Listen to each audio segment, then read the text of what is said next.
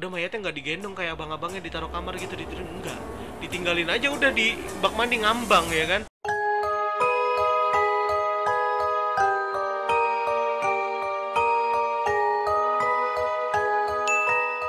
Hai guys, mohon bantuannya tekan tombol subscribe di mari ya, supaya gua cepat kebeli Ferrari. Buat yang udah, makasih nih. Maaf ngerepotin. Hai semuanya, terima kasih telah mengklik video ini dan selamat datang di Aquilas Room.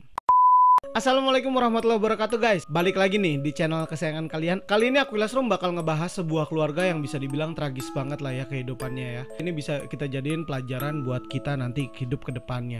Selain itu juga keluarga ini juga mematahkan sebuah pepatah ya. Mematahkan sebuah pepatah. Wah keren juga tuh kata-katanya. Yang jelas ada pepatah yang bilang bahwasannya banyak anak itu banyak rezeki. Dan banyak rezeki means itu pasti kehidupannya bahagia. Harusnya begitu guys ya. Tapi keluarga ini enggak guys ya. Kalian pasti penasaran gimana jalan ceritanya? Oke, tanpa perlu banyak bacot lagi ya. Pokoknya kita mulai aja videonya. Meluncur.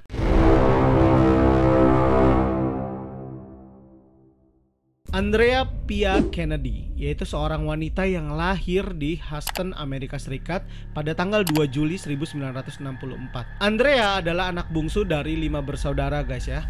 Dan dia ini punya ibu namanya Jutta Karin Kohler, yaitu seorang imigran dari Jerman. Dan ayahnya namanya Andrew Emmett Kennedy. Dan dia adalah imigran juga dari Irlandia. Dan saat itu memang wajar sekali banyak imigran yang berdatangan ke Amerika. Karena memang di Amerika dianggap tuh lebih mampu untuk menopang ekonomi. Nah makanya nih ya, keluarganya si Andrea ini ya pindah ke Amerika, tepatnya di Houston. Nah semasa mudanya Andrea ini mengidap bulimia. Buat lo yang nggak tahu bulimia itu apa, bulimia itu adalah penyakit yang berkenaan dengan makanan guys pokoknya ya. Dan dia juga mengalami depresi guys pada usianya yang baru 17 tahun ya. Dimana-mana orang-orang 17 tahun itu lagi sweet 17 ya kan, masa-masanya kenal-kenal cinta-cinta monyet gitu. Nah Andrea udah ngalamin depresi. Bahkan Andrea pernah bercerita tentang keinginannya membunuh dirinya sendiri kepada salah seorang teman dekatnya. Dan ini membuat dia pernah direhabilitasi di masa mudanya guys. Padahal ya guys ya, Andrea ini dikenal sebagai siswi yang sangat cemerlang di sekolahannya. Dan dia ini lulus dari sekolah namanya Milby High School pada tahun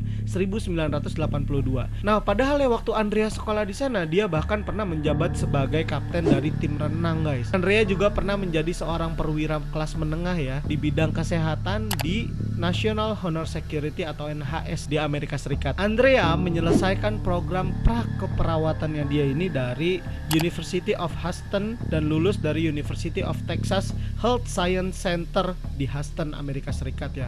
Jadi dia kayak ngambil sekolah keperawatan selama 2 tahun dan dia lulus dengan gemilang sekali ya. Nah bahkan Andrea ini pernah bekerja sebagai perawat profesional atau perawat terdaftar di University of Texas Anderson Cancer Center guys ya. Jadi kayak rumah sakit khusus buat orang-orang kanker gitu ya. Dari tahun 1984 sampai dengan 1994. Selama karirnya Andrea Yates ini ya, pada musim panas 1989 dia bertemu dengan seorang laki-laki dengan nama Russell Yates atau biasa dipanggilnya Rusty ya. Dia ketemu sama si Rusty ini ya di sebuah apartemen itu namanya Sunscape Apartemen ya.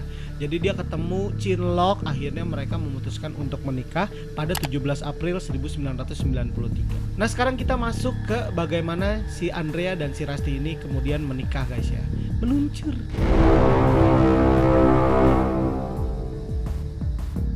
Nah sebelum mereka menikah nih, kayaknya mereka sebenarnya udah diskusi guys ya. Jadi dia kayak mau nyatuin frekuensi lah ya sebelum memasuki jenjang pernikahan. Jadi si Andrea sama si Rusty ini sepakat mau memiliki anak sebanyak-banyaknya, semampunya mereka, sedikasihnya oleh alam, kata mereka seperti itu guys ya.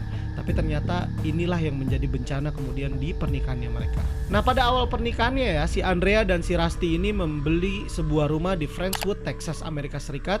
Dan mereka tuh hidup bahagia aja awal-awalnya ya guys ya. Sampai kemudian si Andrea ini mengandung anak pertamanya mereka, yaitu Noah. Nah si Noah ini ya guys ya lahir sebelum si Rusty ini menerima sebuah pekerjaan yang mengharuskan dia pindah dari kota Texas ke Florida guys ya.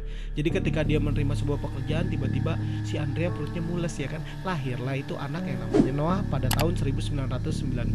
Nah setahun kemudian setelah si Noah Jacob ini lahir ya, Andrea kemudian hamil lagi guys ya. Karena sebelum menikah mereka udah sepakat mau bikin anak sebanyak-banyaknya, sedikasinya sama alam, tapi bukan alam badukun guys. Nanti kalau alam badukun tiap hari pagi-pagi nyabu lagi. Pagi-pagi sabu, tiap hari nyabu.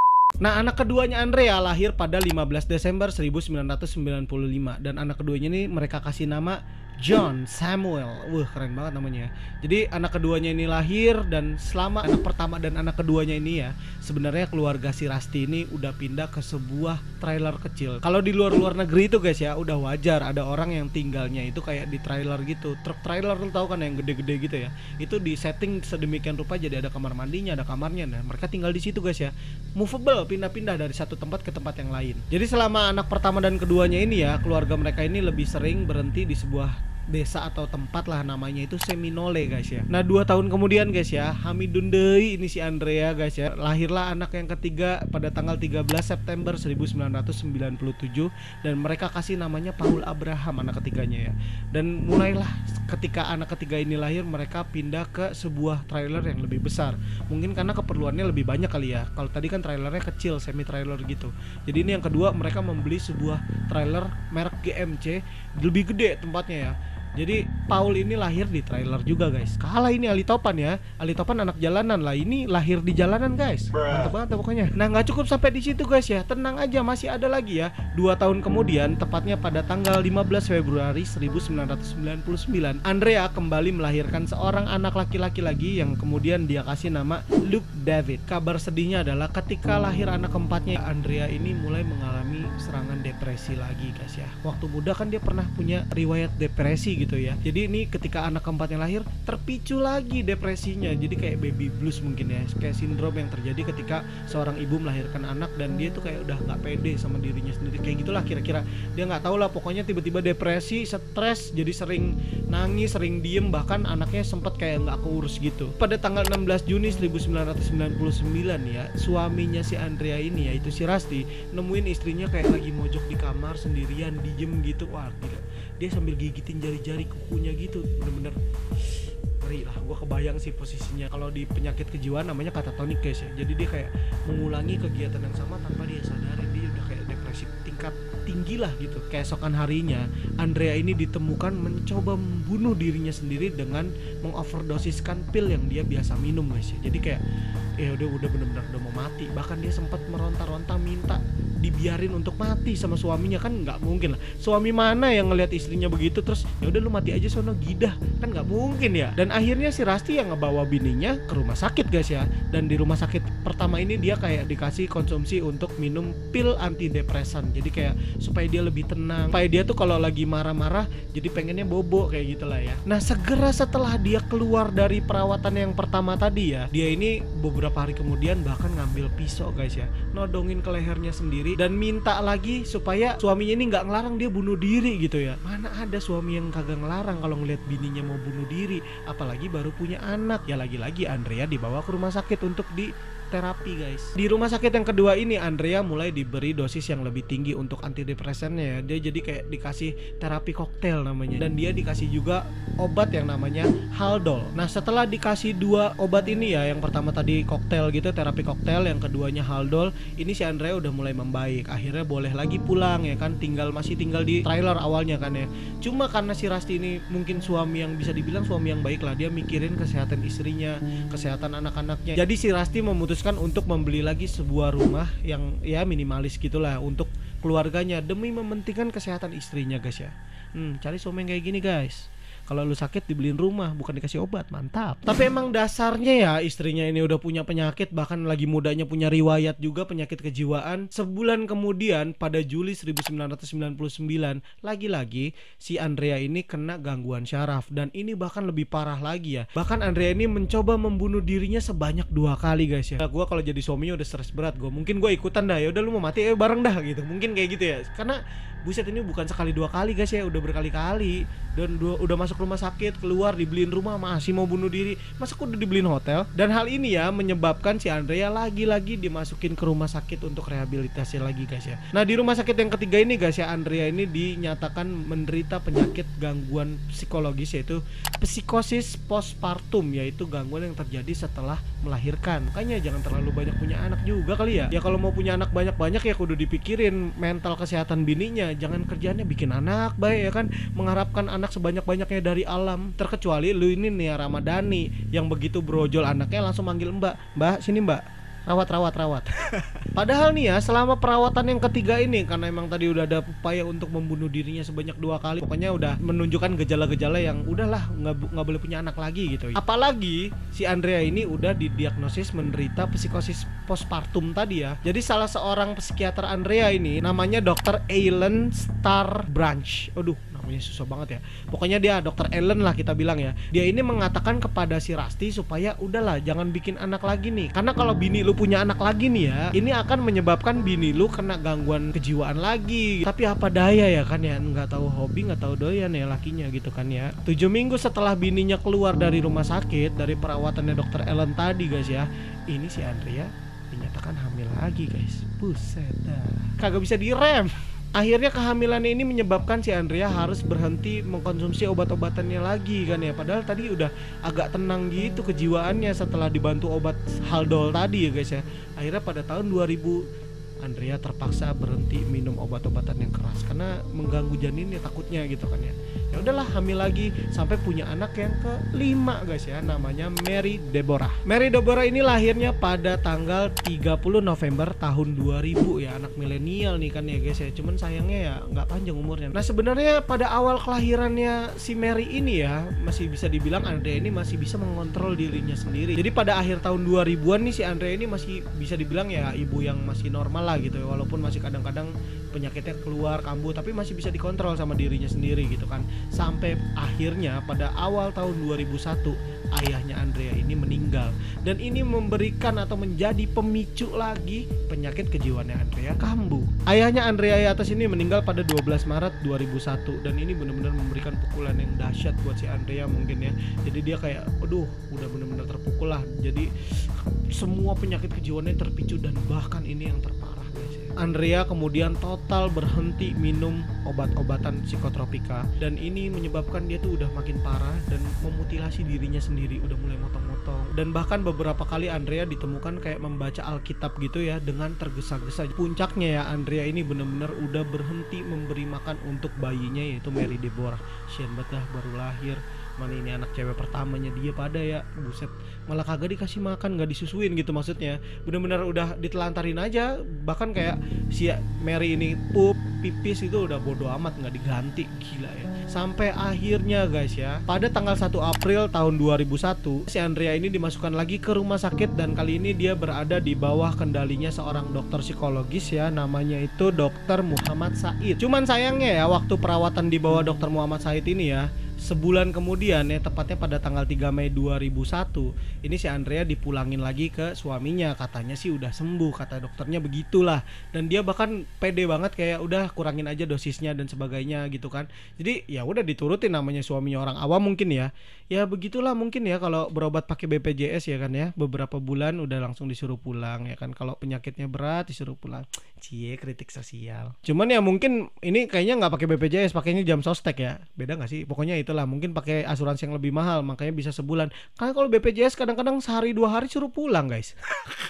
Dan ternyata setelah dipulangin ke suaminya, ini parah banget ya. Pada tanggal 3 Mei 2001 sebenarnya Andrea ini udah sempet mau membunuh anak-anaknya guys ya. Jadi dia kayak udah hampir dalam keadaan yang katatonik, hampir keadaan yang gak bisa dia kontrol bener-bener gitu ya. Jadi kayak udah puncak kemarahannya dia pengen ngebunuh anaknya. Semuanya 5-5-nya, bukan cuma salah satu guys ya. Jadi udah depresi banget, parah ya. Cuman nggak tahu kenapa dia kayak tiba-tiba tenang, terus nggak jadilah, gue nggak mau ngebunuh anak-anak gue gitu lah, kira-kira seperti itu. Dan dibatalin lah niat-niat bejatnya itu ya. Dan sehari setelahnya, berarti tanggal 4 Mei-nya 2001 ya, Andrea kembali ditarik ke rumah sakit. Karena pada tanggal 4 itu ya, seorang dokter psikologis ini datang ke rumahnya si Andrea dan mengecek keadaannya. Bener-bener dia temuin kayaknya wah ini udah bahaya nih. Si dokternya ini mengira Andrea akan membunuh dirinya sendiri dengan cara menenggelamkan dirinya di dalam bak mandi yang dia udah isi penuh-penuh guys ya. Jadi udah ada indikasi Andrea mau melakukan hal tersebut gitu kan. Ya udah akhirnya dia ngomong ke si Rusty, nih kayaknya bini lu harus gua bawa lagi ke rumah sakit. Ya udah Rusty setuju, dibawa lagi bininya ke rumah sakit. Beberapa waktu kemudian si Andrea ini dipulangin lagi ke rumahnya, katanya udah stabil lagi. Dan di hari inilah momen puncaknya terjadi, di mana pada tanggal 20 Juni 2001 ya, Rusty harus meninggalkan keluarganya untuk bekerja. Ya wajar lah, namanya ayah harus mencari nafkah gitu kan ya, nggak bisa disalahin juga gitu. Dan by the way ya, Rusty ini kerjanya sibuk banget guys ya. Dan bahkan ya selama kelahiran anak pertama 2, 3, 4 sampai ke 5 ya, ini sebenarnya Andrea ini sering ditinggalin sendirian di rumah. Mungkin ini yang membuat dia stres, depresi. Karena gue pernah dengar curhatan dari ibu-ibu yang katanya kalau ngurusin anak satu aja itu lebih parah capeknya daripada nge-gym, katanya gitu. Apalagi ini lu bayangin ya, Andrea ini ngurus anak 5, kaceknya deket-deket 2 tahun setahun, bahkan sampai anak yang kelimanya ini umurnya baru 6 bulan. Yang atu nangis, yang atu berebutan mainan, yang atu ngeberantakin sono sini. Lalu bayangkan ya puyengnya kayak apa. Dan sampai Andrea ini mengalami sindrom yang namanya baby blues, dimana dia merasa dia udah gak mampu lagi ngurus anak-anaknya. Gue bukan ibu yang baik, gue lebih baik mati aja. Sampai kayak gitu guys, parah banget ya. Dan tapi ya nggak bisa disalahin, mau gimana, tuntutan ekonomi. Makin banyak anak, suami harus kerjanya ekstra karena harus ngidupin. Di tanggal 20 Juni 2001 inilah akhirnya Andrea menjalankan idenya pada tanggal 3 Mei yang lalu ya. 3 Mei 2001-nya dia bilang dia mau nenggelamin anak-anaknya, dijadiin kenyataan dong.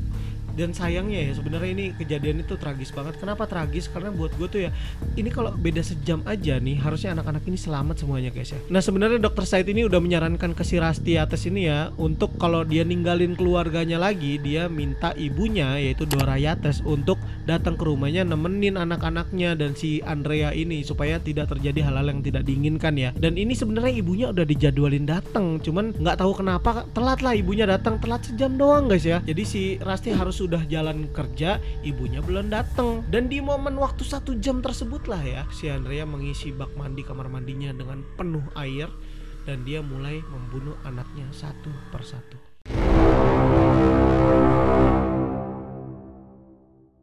Nah pembunuhan ini dimulai dari si John ya. Jadi John ini diajak ke kamar mandi, ditenggelamin. Udah ditenggelamin, dibawa masuk ke kamar, dibaringin di kamar. Lalu setelah si John ini meninggal ditaruh di kamar, dia panggil Paul. Paul sini ul, ya kan ya. Paul datang, apa mah? Sini ikut kamar mandi. Kirain si Paul dia mau dimandiin mungkin ya. Langsung dong diceburin palanya masuk ke bak mandi, meninggal juga si Paul. Digendong ditaruh di kamar lagi. Dipanggil si Luke. Luke sini Luke. Masuk kamar mandi, masuk lagi kan, kirain kenapa mah? Aku nggak pipis kok mah. Enggak, udah sini kamu ikut aja nak. Dimasukin lagi kepalanya, dibenamin di dalam bak mandi, mati lagi si Luke ya. Ditaruh lagi di kamar. Sampai akhirnya dia ngelihat lagi siapa lagi nih korban berikutnya. Oh nih gampang nih, anak bayi nih. Akhirnya diambil anak kelimanya itu Mary yang berusia masih 6 bulan guys. Wah gila sih ini parah. Dimasukinlah ke bak mandi tanpa perlawanan kemudian ya. Ya namanya masih bayi gitu kan, dibunuh. Udah ini yang gilanya nih ya. Ini kan yang masih bayi yang sedang imut-imutnya ya. Ini anak cewek pertamanya dia pula ya. Udah mayatnya nggak digendong kayak abang-abangnya ditaruh kamar gitu, ditidur enggak. Ditinggalin aja udah di bak mandi ngambang ya kan. Masuk dong kemudian anak yang paling gede itu si Noah ya kan, anak yang pertamanya dia usianya 7 tahun saat itu guys ya. Dia masuk kamar mandi, dia ngelihat adenya tengkurap di bak mandi, ya kaget lah. Buset, dia langsung manggil bundanya, bunda ini kenapa si Mary ini tenggelam gitu. Pas dia lihat bundanya udah, serem banget ya. Kayak mungkin lo kebayang ya kalau orang-orang sakit jiwa itu kan kayak lebih parah daripada psikopat ya. Jadi kayak udah senyum gini mungkin. Di saat itulah si, aduh gua merinding anjir. Ya pokoknya di saat itulah si Noah merasa dirinya terancam dan ya naluri untuk dia bertahan hidup keluar dong. Dia nangis jejeritan berusaha menghindari kejaran si Andrea. Tapi apa daya guys, dirambetlah itu bajunya si Noah, ketangkep lah Noah. Duh ya Allah, dimasukin juga kepalanya ke dalam bak mandi. Kali ini karena dia udah besar gitu ya, mungkin ya udah agak lebih besar daripada adik-adiknya kan, ngelawan lah, nyakar-nyakar dan sebagainya. Cuman ya udah meninggal juga akhirnya. Dan dia ngambang berduaan sama si Mary di dalam bak mandi. Sampai akhirnya kemudian si Andrea ini merasa udah selesai semua tugasnya, dan dia ini merasa dia ini mengirimkan anak-anaknya ke surga dengan cara yang paling baik dan benar. Andai aja 1 jam sebelumnya itu ibunya udah datang ya, nggak terjadi nih harusnya guys. Ya Allah, anak-anak sekecil itu masa depannya masih panjang, harus berakhir di tangan emaknya sendiri. Gila ya, bukan 1 men, 5. Nah udahnya nih ya, dia ngelihat anaknya ngambang, kayaknya nggak bagus juga pemandangannya. Dan akhirnya dia ambil jenazahnya si Mary dari bak mandi. Dia bingung mau taruh mana ya. Ya udah deh, gua taruh aja di pelukannya anak gua yang pertama gua bunuh, yaitu si John. Ditaruh di situ si Mary. Keadaannya udah biru semua gitu ya. Dan yang ditinggalin di dalam bak mandi ini masih ada si Noah yang udah ngelawan nyakar-nyakar dia juga. Ya udah dia mungkin sebel kali ya ngelihatnya, nih ngelawan nggak nurut sama orang tua gitu. Jadi nggak dipisahin tuh dari bak mandi. Aduh kacau banget ya. Udahnya nih ya, Andrea ini udah emang udah sakit jiwa, dia merasa perbuatan ini tidak salah dan semuanya benar, seperti pepatah wanita itu segalanya benar gitu kan ya. Ini benar-benar salah. Ya udah akhirnya dia nelpon lah kepolisian saat itu ya.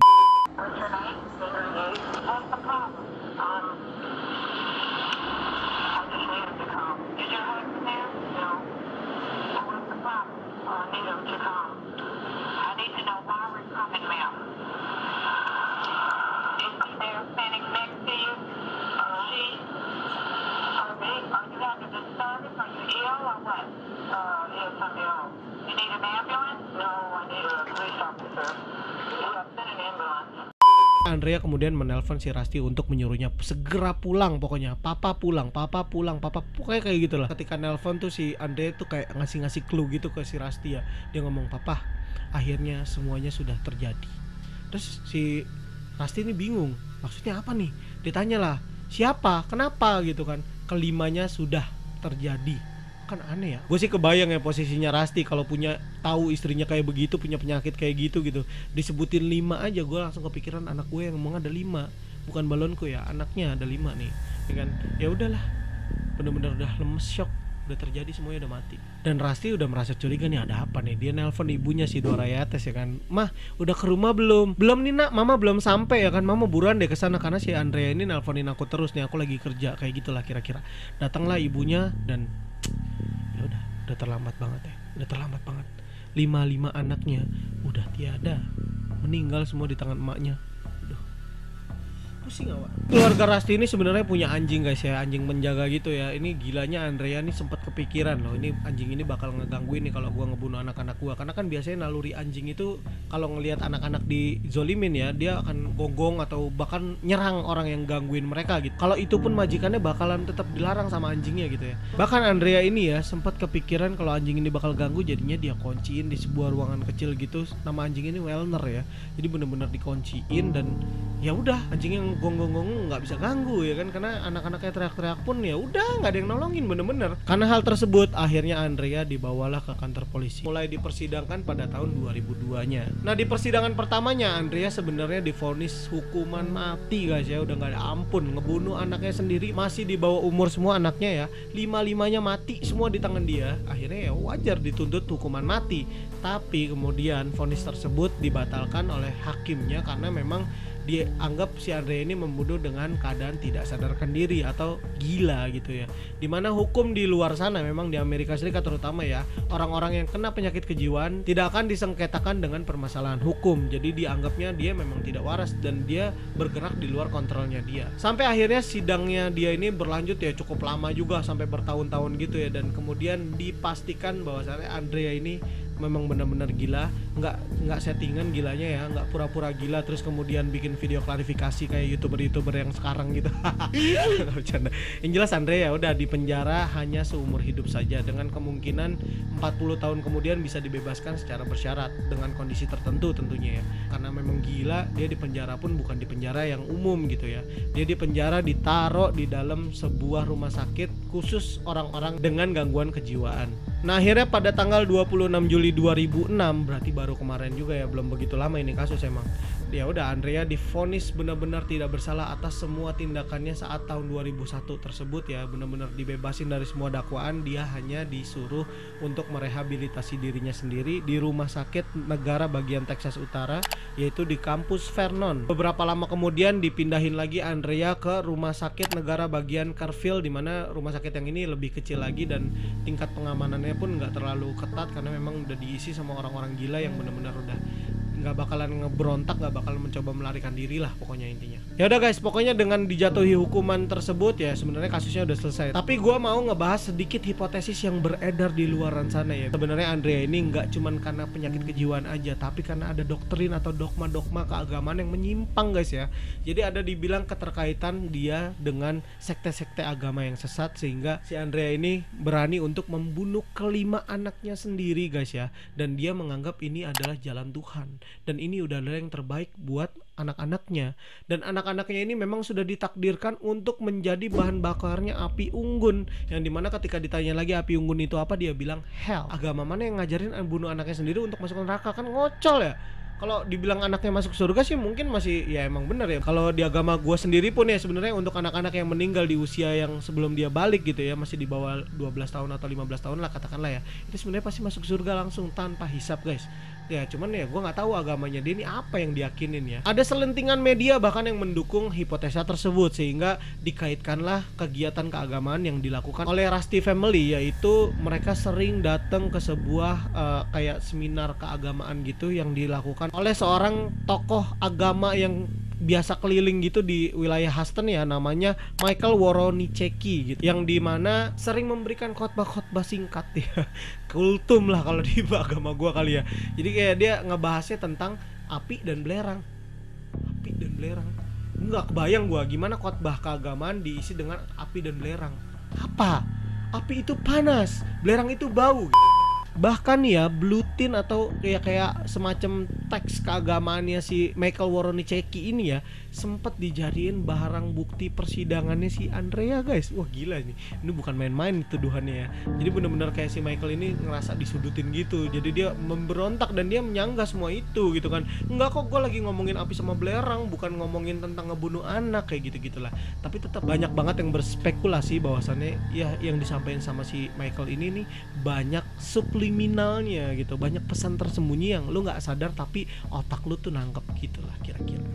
Kalau yang bertanya-tanya gimana terusnya bang untuk si Rusty atas tuh gimana, dia ditinggalin bininya terus anak-anaknya udah meninggal semua gimana. Nah namanya laki-laki ya guys ya, cepat mungkin pemulihan kejiwaannya. Gue juga nggak paham lah ya, yang jelas gue nggak mau berspekulasi jelek ke si Rusty gitu, tapi ya gimana dong, faktanya menunjukkan hal tersebut guys. 3 tahun setelah terjadinya pembunuhan terhadap 5 anaknya dan istrinya kemudian dimasukin penjara terus masukin ke rumah rehabilitasi kejiwaan dan sebagainya, pada tahun 2004 si Rusty ini menggugat cerai Andrea, dan setahun setelahnya pada 17 Maret 2005 gugatan tersebut dikabulkan dan mereka resmi bercerai secara legal. Di tahun yang sama yaitu 2005 si Rusty juga udah mulai mengencani istri keduanya yang sekarang nih ya, namanya Laura Arnold. Ya setahun kemudian nikah 2006 ya. Ini gua agak curiga nih sebenarnya sama si Rusty ya. Mungkin dia emang bener-bener nggak kuat nahan nih ya, nggak punya rem blong lah gitu lah. Pokoknya harus ketemu sama cewek gitu. Ya cuman mungkin si Rusty ini karena dia tahu lah dia punya pengalaman buruk ya kan, dengan banyak anak yang katanya banyak rezeki tahu-taunya kagak ya kan. Ya udah akhirnya dia cuma punya satu anak dari pernikahan keduanya dengan si Laura ini guys ya. Dan ya tragis lagi nih, menggugat cerai istri keduanya pada 2015 kemarin nih, 5 tahun yang lalu. Tapi buat kalian para jomblowati ya kan ya, kali aja ada yang mau punya banyak anak ya, bisa hubungi Rusty di nomor bawah ini ya. Oh enggak bercanda gua. Tapi yang jelas Rusty ini udah terbukti sebagai laki-laki yang tokcer ya guys ya, dimanapun dia nikah dia punya anak ya. Ya udahlah, mudah-mudahan semuanya pada bahagia dah. Udah gua mah doainnya itu aja dah. Ya mudah-mudahan pokoknya hal tersebut tidak pernah terjadi lagi ya guys ya, walaupun di dunia manapun, di belahan dunia manapun, karena ini melibatkan anak-anak guys ya. Dimana ada Aquilas Loop ada pesan moral ya kan, kayak orang bener aja gue ya. Pesan moralnya guys ya, yang jelas ya, lu kalau jadi laki-laki jangan, ya lu tebak tadi gue ngomong apa ya kan. Ya pokoknya jangan lu demen banget begitu nama cewek doang, bikin anak doang, kerjaannya kagak mikirin yang ya, nasib bini lu bagaimana. Yang udah punya bini lu bahagiain lah bini lu, jangan lu tinggalin mulu, apalagi tinggalinnya bareng anak-anak bocah yang bisa bikin bini lu puyeng, yang bisa bikin bini lu tuh depresi. Jangan temenin bini lu, apalagi ketika awal-awal habis melahirkan, jangan diacuhin muntang-muntang harus puasa 40 hari. Dan buat lu pada nih ya, cewek-cewek yang masih pada lajang, jangan mau atau gampang digodain sama cowok-cowok yang udah pada punya bini, punya anak. Lu kalau dideketin sama laki-laki yang udah pada punya keluarga nih ya, lu banting aja tuh biaya persalinan, belum lagi sekolahnya, kalau perlu banting juga SPP, banting juga biaya sekolah, kuliah dan sebagainya. Pokoknya gitulah, jangan mau enaknya doang goda-godain, hai cewek apaan kampret. Sorry guys, gua emosi guys ya, karena di sekeliling gua banyak juga laki-laki yang udah pada punya bini tapi masih centil-centil banget gitu kan ya. Gua ngedemen banget sama yang begitu gitu loh, kesel aja gitu, kayak kelakuannya tuh ya gimana, ntar anaknya niru dia gitu, ntar giliran anaknya jadi playboy dianya nangis-nangis. Jangan kayak gitu makanya ya. Ini kan ya udahlah, pokoknya lu rawat keluarga lu baik-baik dah. Intinya itu udah pesan moralnya dah. Banyak bacot buat gue dah ya. Oke, gue mau ngucapin banyak terima kasih buat kalian yang udah nonton video ini dari awal sampai akhir. Dan gue juga mau ngucapin banyak terima kasih buat kalian yang udah mendukung channel Aquilas Room sampai saat ini ya, yang udah ngasih subscribe-nya, likes-nya, dan aktif di kolom komentar. Ada beberapa orang yang memang aktif banget di kolom komentar, gue seneng banget. Terima kasih guys, gue merasa dihargai. Dan mudah-mudahan buat kalian yang semua yang nonton Aquilas Room, mudah-mudahan kalian tergugah hatinya untuk membantu channel ini supaya grow lebih besar lagi. Jangan pelit napa, subscribe. Masa harus gue subscribe diri gue sendiri sih guys? Kalau bukan lu siapa lagi? Mudah-mudahan channel ini bisa menjadi manfaat buat kita semua guys ya, terutama buat gue yang dapat AdSense ya. Oke guys, tanpa banyak-banyak bacot lagi, terima kasih semuanya yang udah nonton. See you on next video.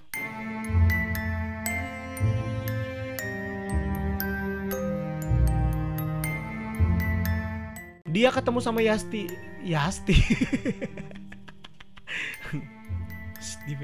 Siapa itu?